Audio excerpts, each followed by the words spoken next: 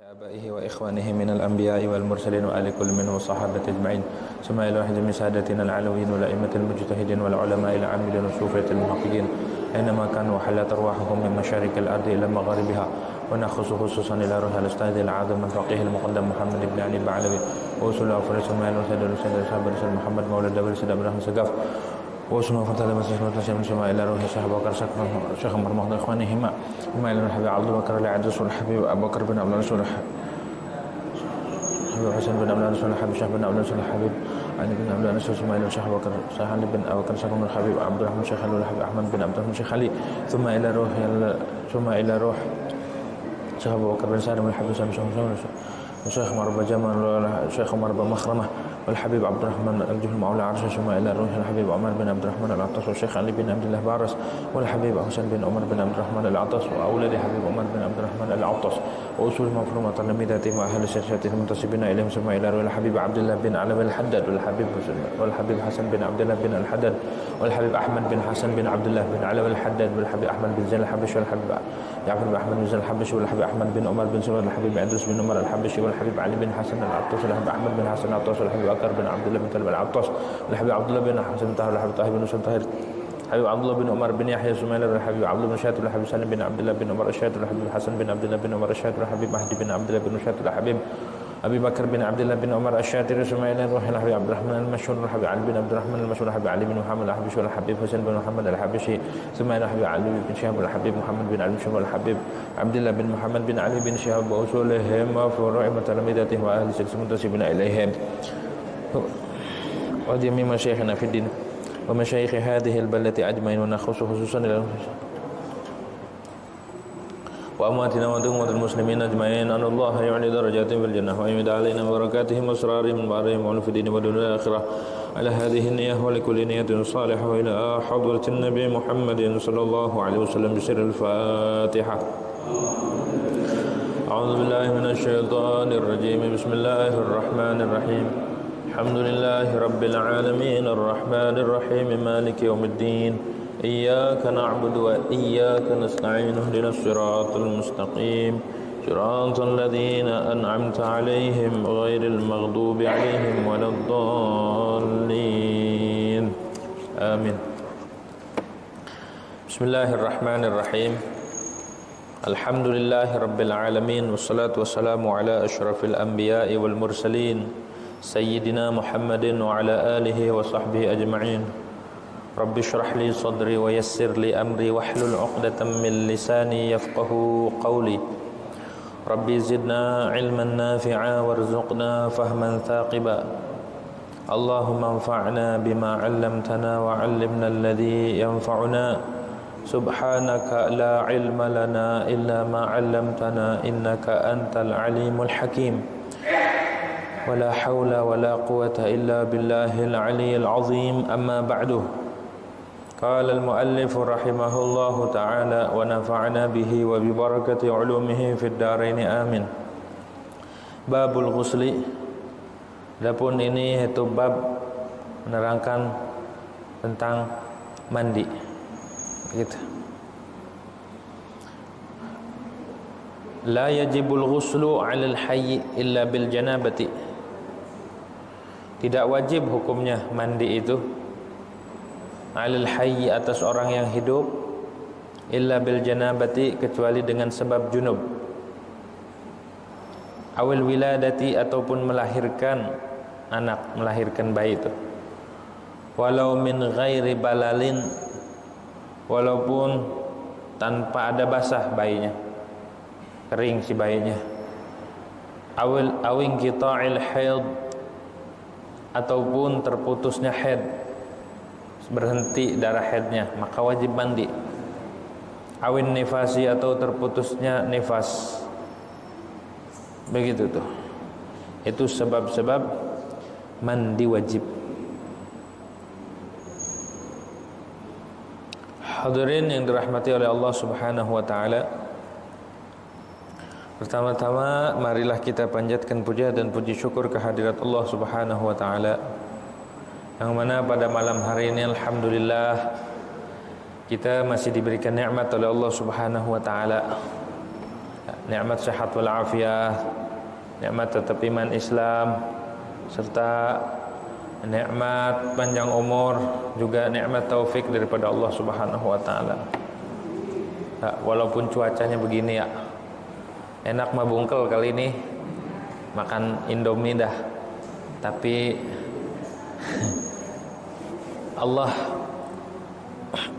melangkahkan kaki kita, Allah memberikan kemampuan pada kita untuk melaksanakan kegiatan rutin malam Sabtu ya, Jumat malam Sabtu, ini ta'lim gitu tuh. Mudah-mudahan langkah kita ini diterima oleh Allah Subhanahu wa taala ya. Mudah-mudahan niat kita nuntut ilmu diterima oleh Allah Subhanahu wa taala, dan mudah-mudahan manfaat gitu ya. Pada minggu lalu kita membahas tentang wudu ya, ibadah atau bagian dari taharah. Taharah wudu itu bagian daripada taharah. Bagian taharah selanjutnya adalah taharah anil hadatsil akbar, bersuci daripada hadas besar. Bagaimana cara bersucinya? Di dalam agama diterangkan cara mensucikan diri kita dari hadas besar itu dengan cara mandi wajib. Tidak cukup mandi doang kalau tidak memperhatikan rukun dan syarat. Dalam mandi wajib tidak sah mandinya. Jika mandinya tidak sah, maka hadasnya masih ada di dalam tubuh, dan jika hadasnya masih ada, tidak terangkat, maka ibadahnya tidak sah. Maka penting kita mengetahui tentang cara menghilangkan hadas besar. Tuh, salah satunya itu dengan mandi. Tuh. Yang dimaksud guslu atau ghuslu di sini ya. Huwa indal fuqaha, nih menurut ulama fikih, in udhifa ila sababin, jika dimudhafkan, disandarkan kepada sebab, seperti mandi Jumat, mandi hari raya, maka dibacanya ghuslu apa guslu? Kata ulama, fal afsahu ad-dhammu, yang fasih, yang bagus itu dibacanya adalah ghuslu. Kalau disandarkan kepada sebab, seperti mau mandi Jumat ya, maka niatnya nawaitu ghuslan li huduril jum'ati sunnatan, atau nawaitu ghuslal jum'ah dengan ghusl. Boleh ghusl, boleh. Kalau wakada ghuslul badan juga sama jika dikatakan buat membasuh badan, maka dibacanya ghuslu. Jika dimudhafkan kepada baju, mencuci baju, cuci motor, cuci sendal, cuci apa aja selain badan, maka dibacanya ghuslu. Seperti ghuslul yadin, mencuci dua tangan, ba'dul badan. Atau ghuslus saub, ghuslus siyab, mencuci baju, itu makanya ghusl. Gitu ya. Ghuslul ina, mencuci perabot. Tuh. Itu tuh. Apa sih mandi? Mandi itu apa? Mandi itu secara bahasa sayalanul ma'i 'ala syai', mengalirnya air terhadap sesuatu. Air ngalir, seperti air yang di keran ngalir, itu secara air ngalir di badan, air ngalir di baju, air ngalir di lantai atau di pancuran, di talang. Itu secara bahasa namanya ghusl. Mandi itu begitu tuh, mengalirnya sesuatu, mengalirnya air terhadap sesuatu mutlak gitu, secara mutlak. Maksudnya mutlak baik di badan ataupun di selain badan, baik niat atau tidak. Pokoknya kalau ngalirin air itu namanya mandi. Gitu tuh ya. Seperti orang nyuci piring, ditanya sama orang rumah, lagi ngapain mah? Lagi mandiin piring.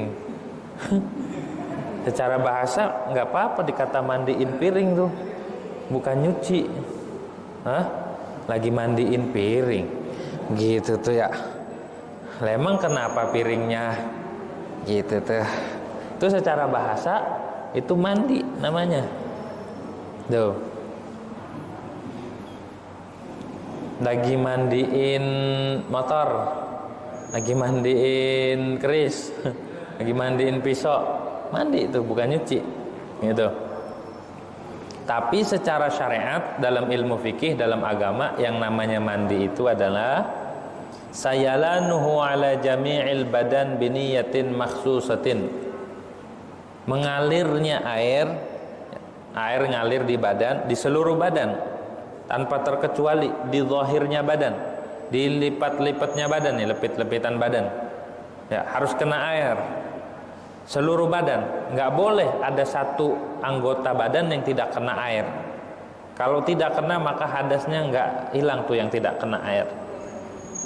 Tapi makin niat, biniyatin makhsusatin dengan niat tertentu dan syarat dan rukun.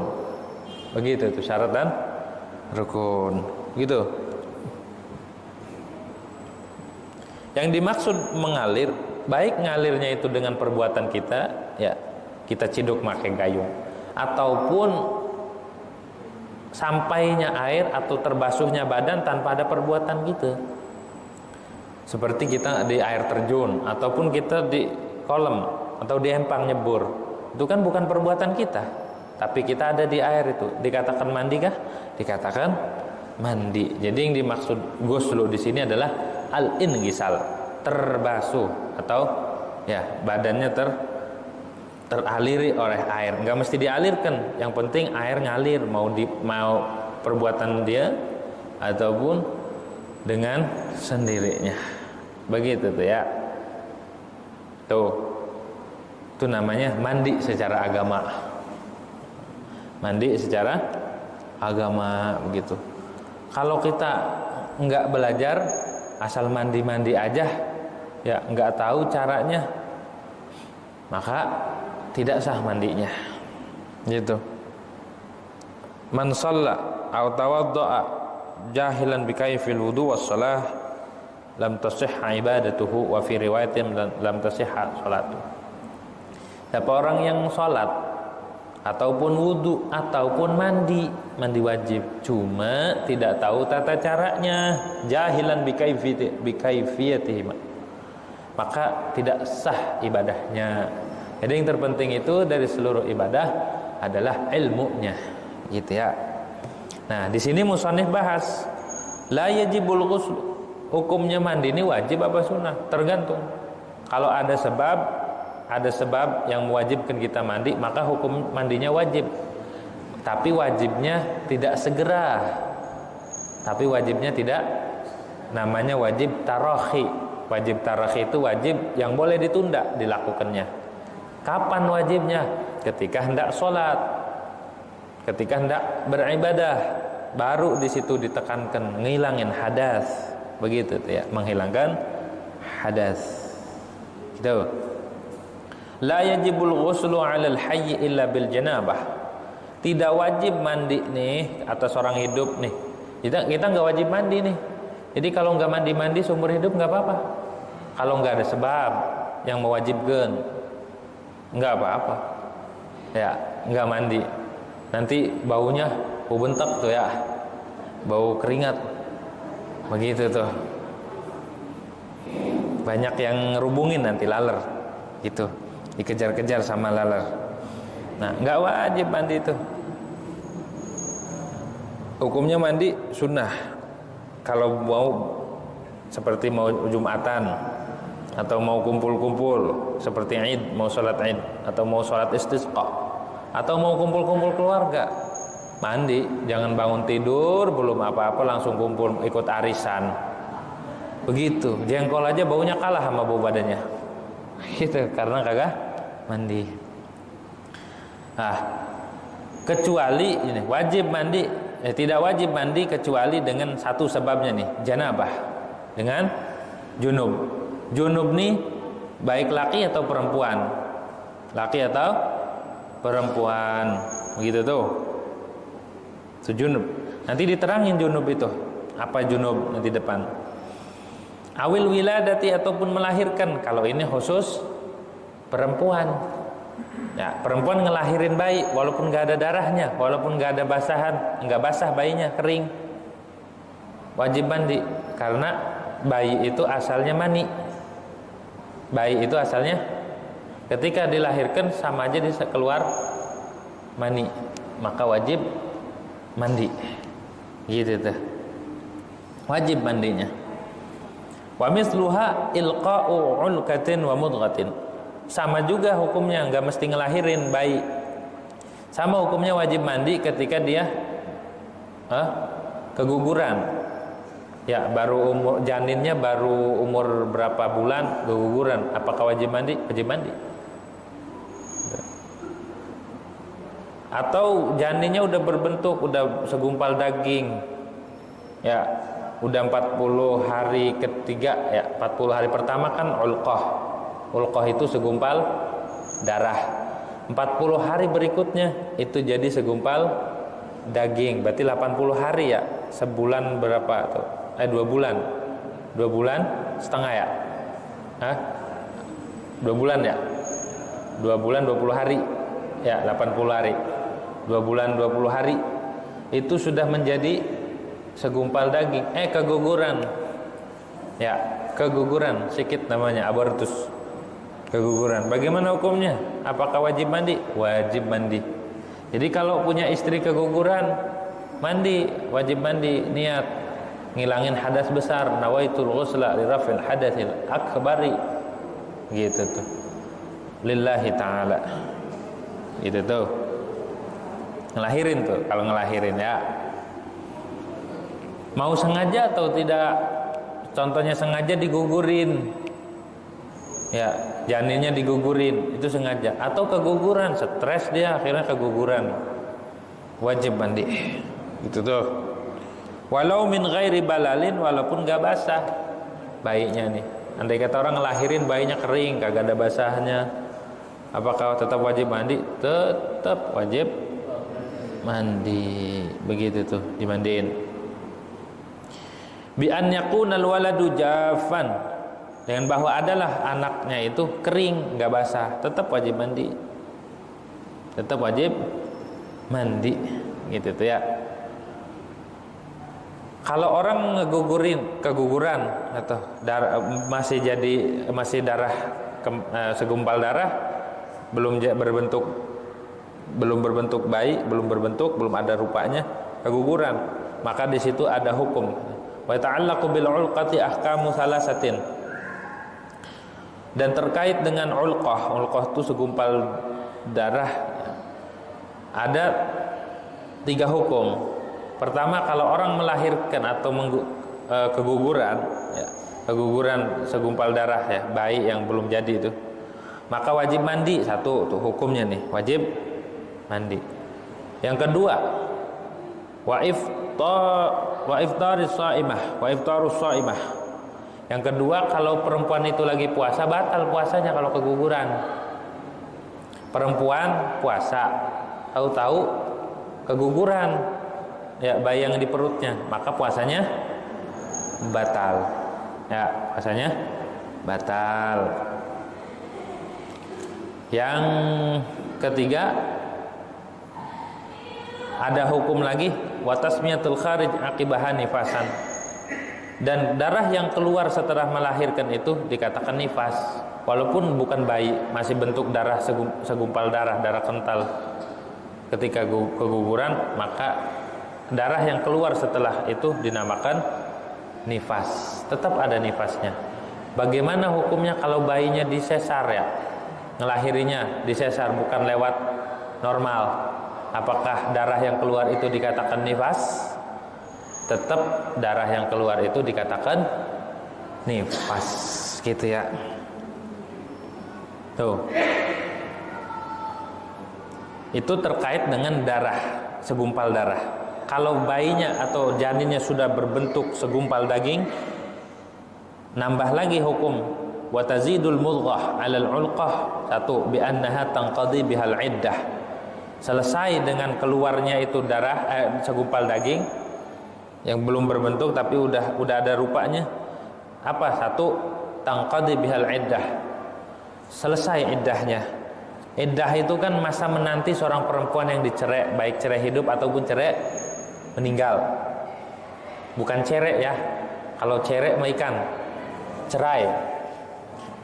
Jadi ada perempuan lagi hamil, dicerai atau ditinggal mati sama suaminya, maka iddahnya itu sampai dia melahirkan, selesai sudah iddahnya.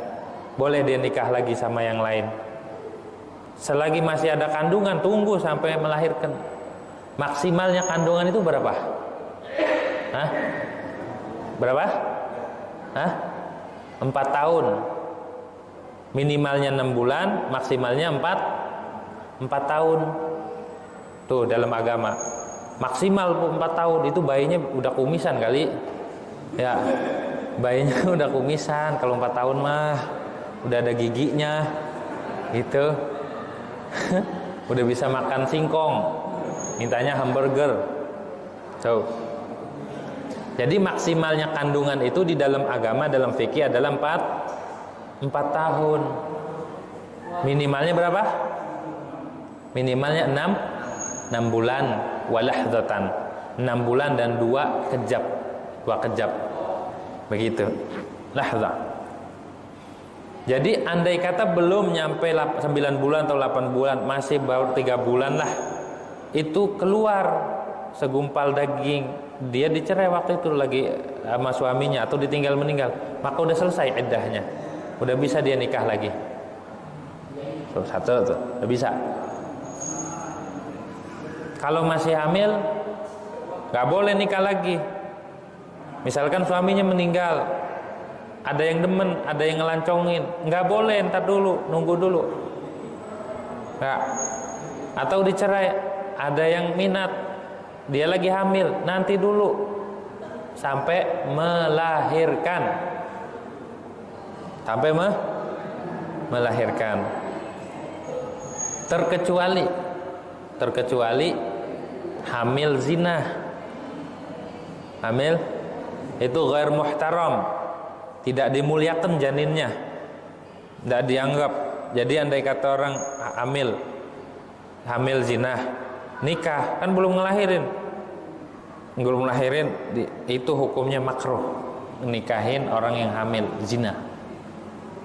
Ya, hukumnya makruh. Tuh. Apa nasab apa enggak? Ini anak zina nih, nyambung gak ke babanya? Kagak. Walaupun secara biologis ini babanya, tidak. Secara syariat ini anak zina, anak yatim, tidak punya baba. Anak zina itu anak yatim, gak ada babanya. Nah ini kan yang ini, walaupun secara biologis ini babanya, secara agama ini putus. Oh, makanya dilarang zina itu karena zina itu memutuskan nasab. Gitu tuh ya, memutuskan nasab. Lagi ngapain sih orang ada jalan yang halal? Begitu tuh ya. Allah sudah kasih jalan yang halal, yang terbaik, ngapa lewat jalan pintas? Gitu. Enggak, tuh, enggak nasab kalau anak zina itu ya. Begitu tuh. Ke ibunya. Hah?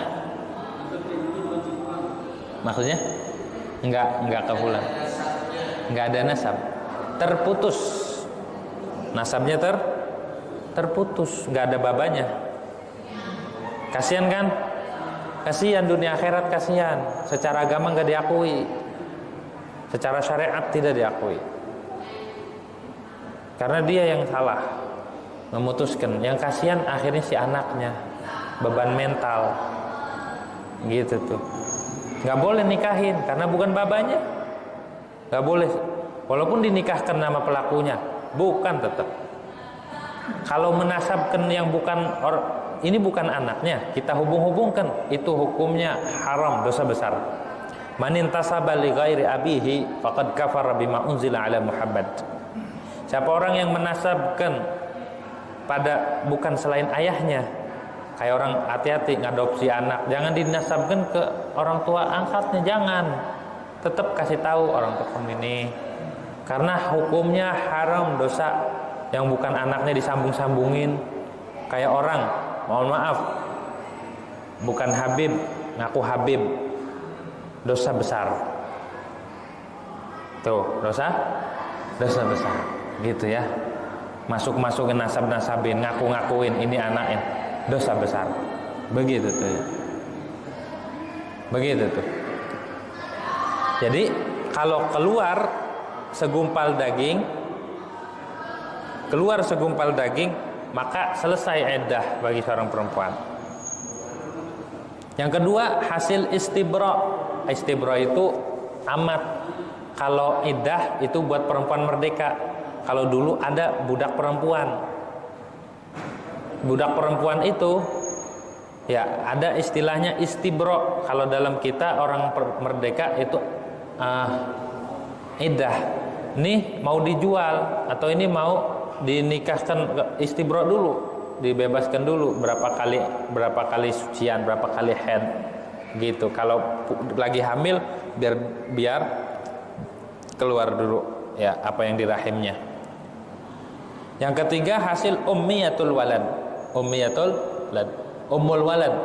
Ada amat namanya amat itu budak perempuan zaman dulu, sekarang kagak ada budak. Ada budak nggak di sini? Hah?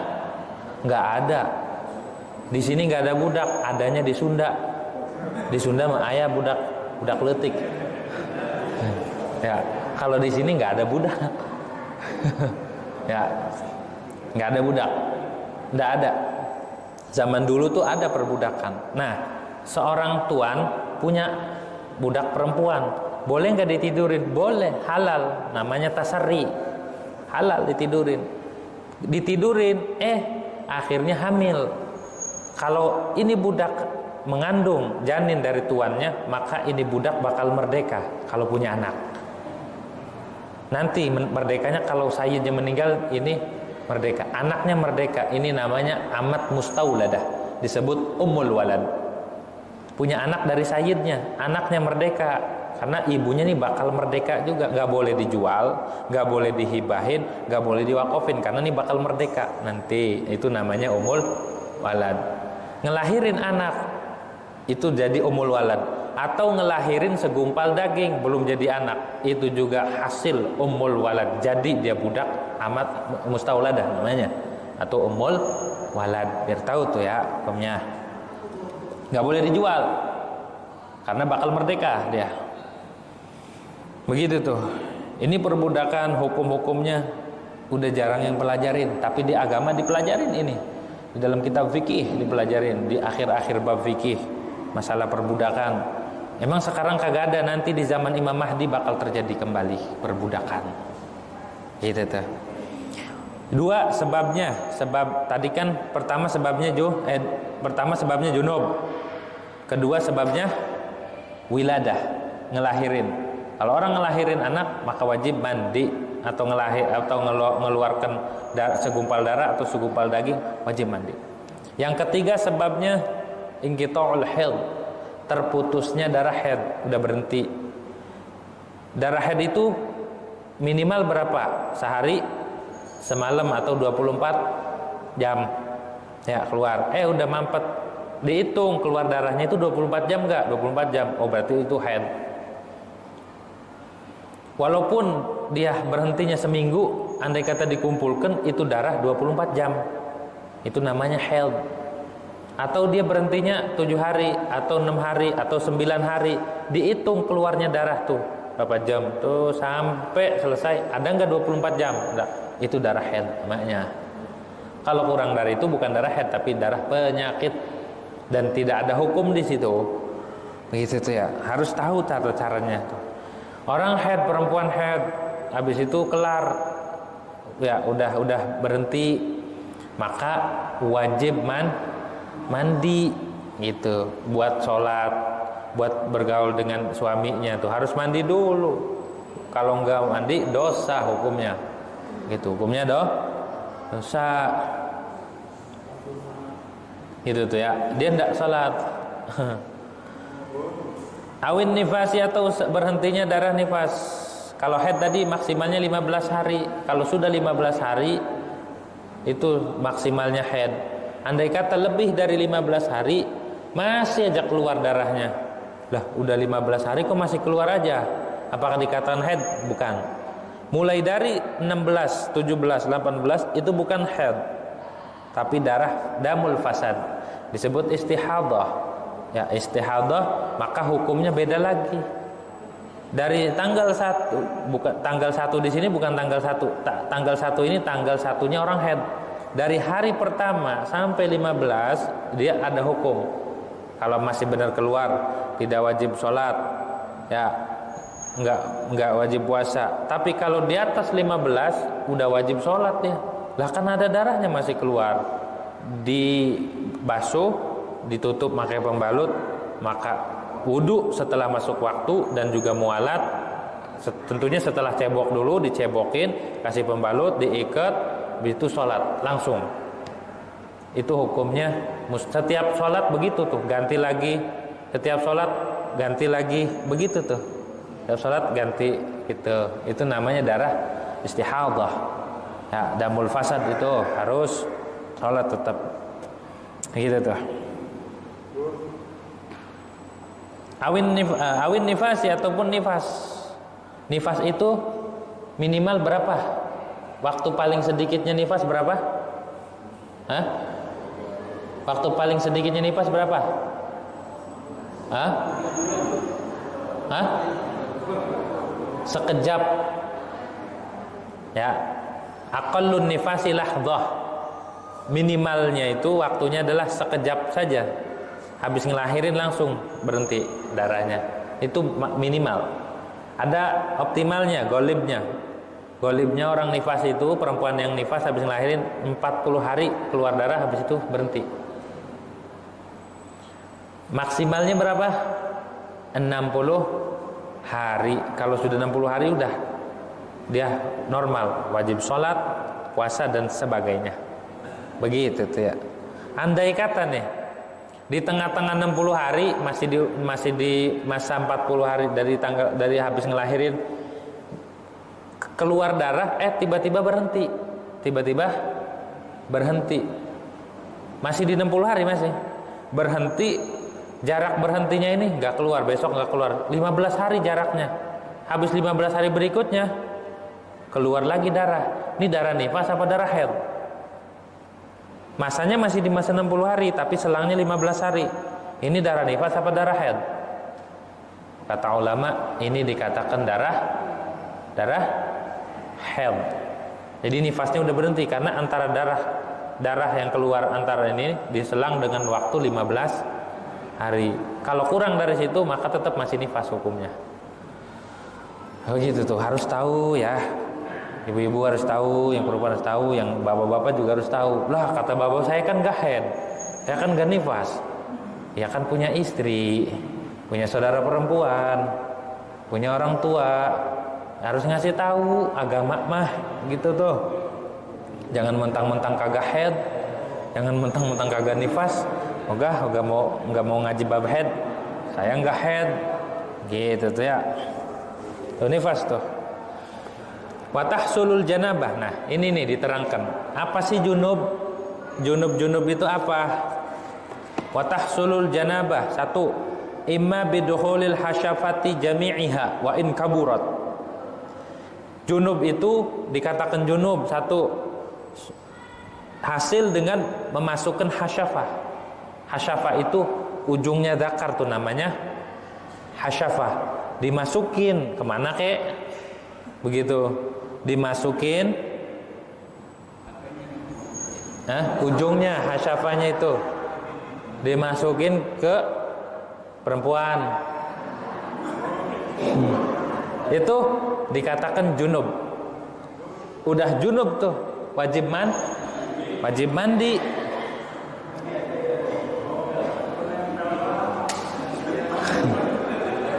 Wa in kaburat,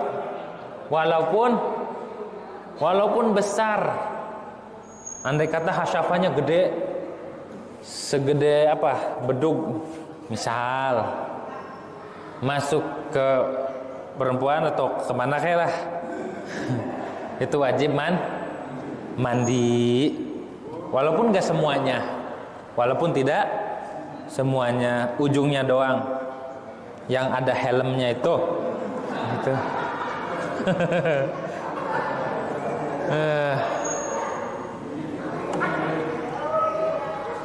Kalau separoh doang gimana?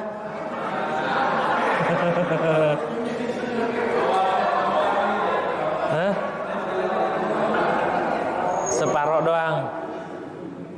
Kalau separoh doang kagak wajib mandi. Ya, tidak hasil junub. Fala tahsulul janabatu bi ba'diha. Masuknya separoh hasyafahnya doang, separoh helmnya.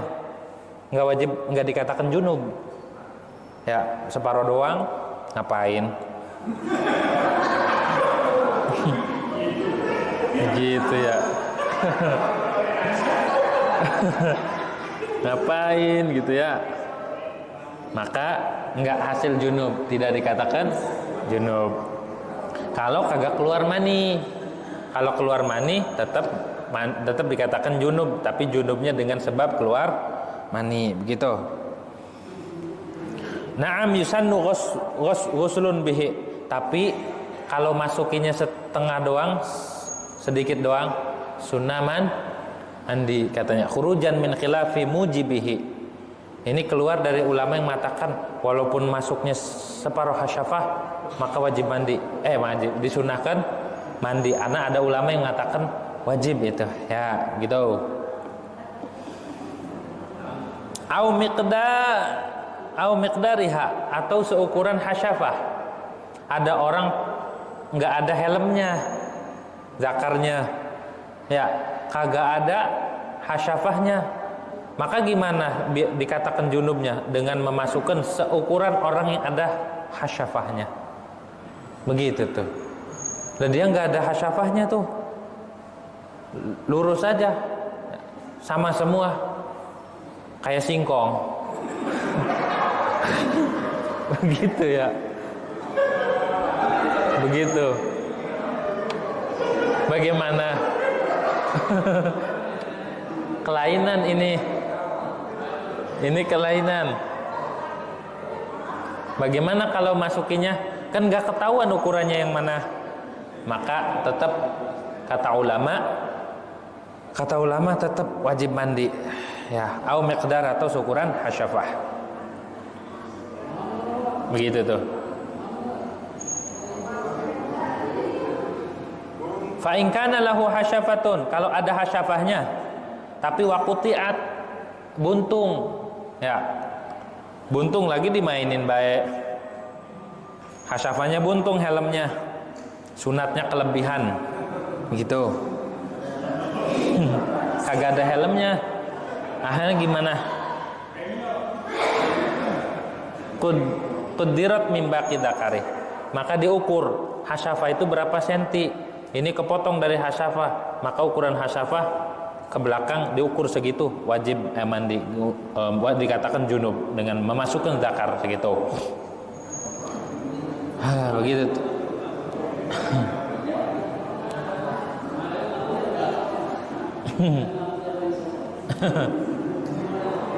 Kalau dilipat gimana?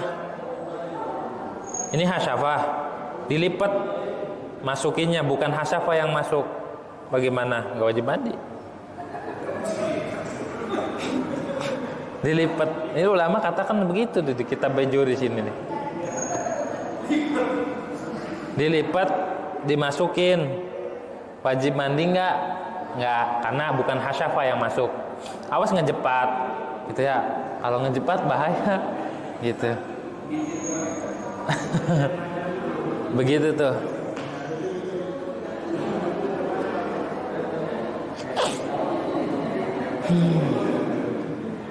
Kalau orang tidak ada hasyafahnya, terlahir nggak ada hasyafah, bagaimana hukumnya? Ini hukum ya, fikih membicara hukum. Orang terlahir kagak ada hasyafah. Amma faqiduha, adapun orang yang tidak ada hasyafahnya, khilqatan sejak lahir, fatu'tabaru fi haqqihi, maka dianggap dihitung pada haknya dia bi'adati ghalibi amsalih, dengan ukuran teman-temannya dia. Segimana ukurannya? 5 cm kah? 6 cm? Gitu. Gitu ukurannya. Atau orang yang sama badannya sama dia, oh begitu tuh ukurannya ya. Masukinnya di mana? Masukinnya fi kubulin, di dalam kubul. Kubul itu kemaluan depan, namanya kubul.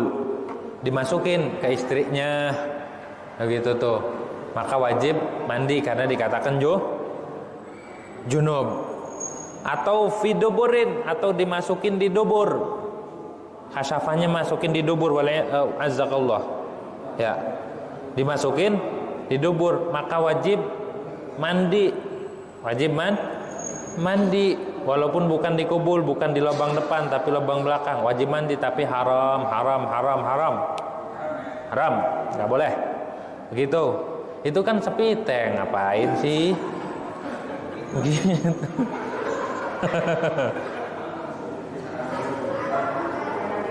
Haram ya, gitu. Ya mana baru tahu lagi nggak, gitu ya, gitu. Haram, walau bagaimanapun caranya haram, katanya. Kagak boleh. Ngapain orang udah dikasih depan pakai belakang? Lewat pintu depan, jangan lewat pintu belakang mah kamar mandi. Gitu ya.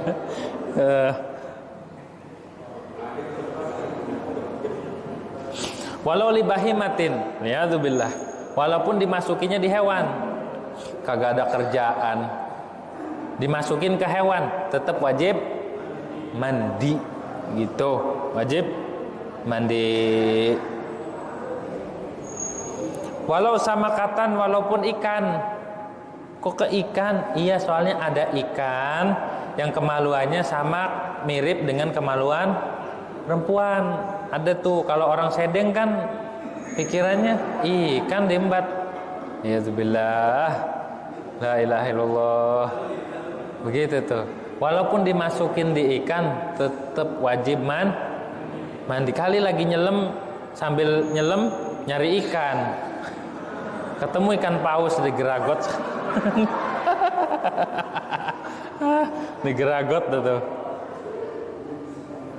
Aumin mayitin, ataupun waliyadzubillah, dia menjima mayit, tetap wajib mandi. Si mayitnya enggak, yang hidupnya doang. Saking demennya, istrinya nih cantik banget, kalau kata orang cuantik gitu ya, udah meninggal dia kesemsem. Malam ini malam terakhir bagi kita, dipakai, wajib mandi si lakinya. Kalau si istrinya agak udah meninggal gitu ya. Lakinnya junubul hayyu dunal mait, tapi yang junub itu yang hidup, yang make gitu ya. Dunal mayit, bukan si mayit. Mayitnya menggak, tetap dia menggak terhukumi junub. Fala yu'adu ghusluh, maka tidak diulang mandinya. Andai kata si mayit udah dimandiin, suaminya ini, aduh suaminya pengen, akhirnya dipakai, diulang gak mandinya? Gak diulang, dia doang yang mandi, si suaminya doang yang mandi, gitu ya. Wa illam yahsul inzalun, walaupun gak keluar mani, semata-mata memasukkan hasyafah di kubul atau dubur, maka wajib mandi, gitu. Itu namanya junub, junub. Yang kedua yang dikatakan junub itu wa imma binuzulil mani, ada kalanya orang keluar mani, keluar air mani, baik laki atau perempuan, itu dikatakan junub, gitu ya. Ain fisalihi, teganya terpisahnya mani min qasabati zakar, dari batang zakar, ataupun dari perempuan keluar mani, gitu. Au nuzulihi li mahallil istinja fi fardis saibi, atau keluarnya mani ini di tempatnya istinja pada fardi seorang perempuan ya. Laki dan perempuan keluar mani juga dua-duanya ya, Maka kalau seorang perempuan keluar mani wajib mandi, atau seorang laki keluar mani wajib mandi, dan dikatakan junub tuh ya. Begitu. Walaupun maninya ini warnanya warna darah. Walau kanal maniyu ala launid dam, ataupun walaupun maninya ini warnanya warna darah. Kenapa warnanya darah? Likasratil jima, karena banyak jima, sering jima, akhirnya sampai keluar darah. Tetap wajib mandi wanahwe. Begitu tuh. Cuma ada cirinya nih, ada mani, ada wadi, ada madhi. Kalau mani suci menurut mazhab Syafi'i. Kalau wadi sama madhi itu najis. Cirinya beda nih. Kalau cirinya mani nih di sini wa min khawas idza wujidat wahidatun min khawasi salasah. Bila ditemukan salah satu ciri spesifiknya nih, allati la tujadu fi ghairi, yang tidak ada pada selain mani. Mana cirinya mani? Wa hiya tadaffuquhu fi khuruji. Ketika keluar itu mancrot. Ya, ketika keluar itu itu ciri spesifiknya. Ini hukum fikih. Begini nih ulama. Begitu tuh, nerangin biar tahu kita hukum. Satu cirinya mani tadaffuq. Apa tadaffuq? Muncrat. Kedua, ladzatun qawiyah. Ketika keluarnya ada keladzatan, itu mani berarti. Ketiga, habis keluarnya itu biasanya nih terjadi futurud zakar. Zakarnya jadi loyo, begitu ya. Kalau udah keluar, begitu. Atau baunya bau karihi ajin, seperti bau adonan, betul mani itu. Autol inakhlin, ataupun bau kurma, gitu tuh. Putihnya seperti putih telur, itu mani. Kalau wadi, biasanya madi itu nggak ada syahwah, atau karena ada syahwat tapi nggak ada salah satu ciri yang ini. Dan wadi atau madi itu najis, warnanya juga kuning kalau wadi atau madi, terus tidak muncrat, begitu tuh ya. Biar tahu bedanya mani, wadi, madi itu di situ. Kalau mani mah suci, kalau madi dan wadi itu biasanya habis orang angkat beban berat atau keluar, nah itu wadi atau madi itu ya. Itu menajis tuh.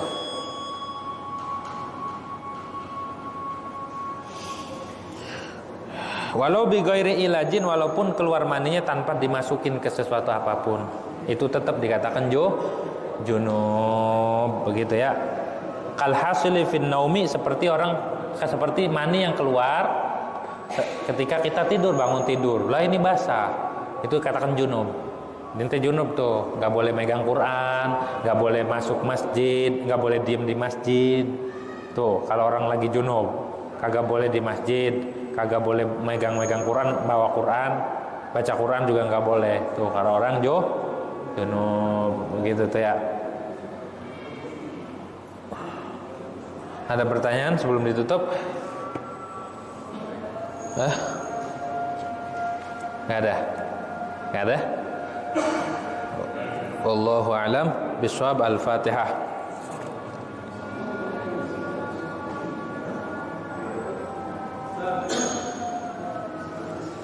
Ya.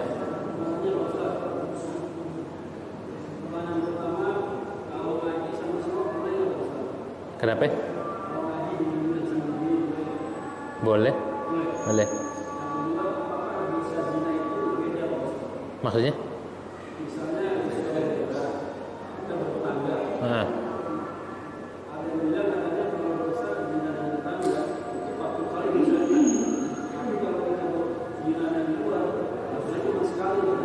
Sama aja, cuma lebih berat aja. Maksudnya dari segi sosial, berzina dengan tetangga itu lebih berat ancamannya kan ya. Satu, merusak tatanan tetangga, dia mengkhianati hak-hakul jiwa ya. Orang tetangga harus kita jaga, ini malah dikotorin dan dengan begitu gitu ya. Sama aja Mau di sini mau di mana-mana sama aja. Mau tapi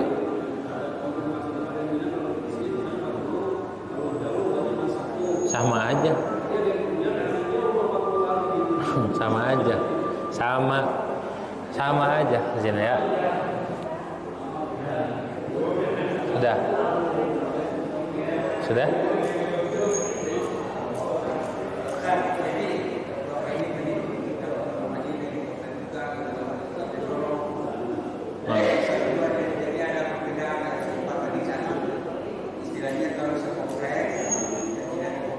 Sama dengan